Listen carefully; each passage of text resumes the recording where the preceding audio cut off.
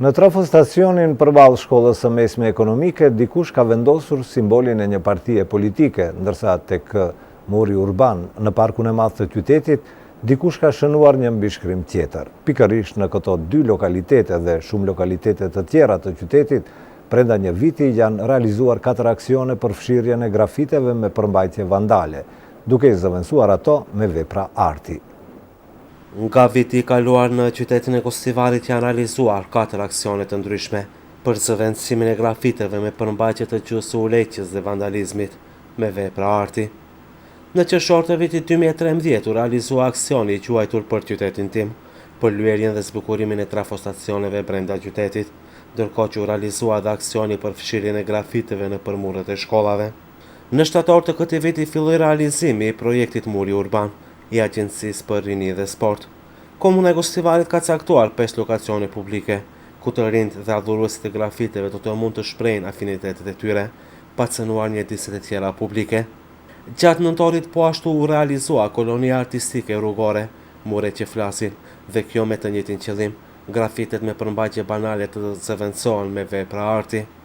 Ende pa u tharë mirë ngjyrat e punimeve, personat e pandërgjegjshëm kanë filluar të dëmtojnë ato, duke ndjekur avazën e vjetër dhe duke shënuar mbishkrime apo simbole të ndryshme mbi këto punime të realizuara kryesisht nga nxënësit dhe studentët talent të artit figurativ.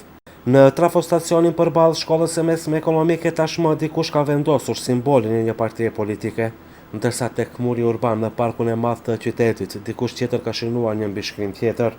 Këto veprime bien ndesh me ligjin për rendin dhe qetësinë publike, si dhe me ligjin për pastërti publike. Deri 3 vite burgim apo 1.500 deri 2.000 euro janë sanksionet e parapara me ligj ndaj veprimeve të tilla. Shënimi i mbishkrimeve, sidomos mbishkrimet me përmbajtje vulgare dhe fyese në për monumentet apo objektet e tjera publike, është në kundërshtim të plot me ligjin për pastërti publike, si dhe me ligjin për rendin dhe qetësinë publike. Edhe dëmtimi ose menjanimi i përmendoreve me karakter historik dhe kultural për aqet vepër për kundërvajtje dhe sankcionohet me gjob ose burgim me 3 vite kozgjatje.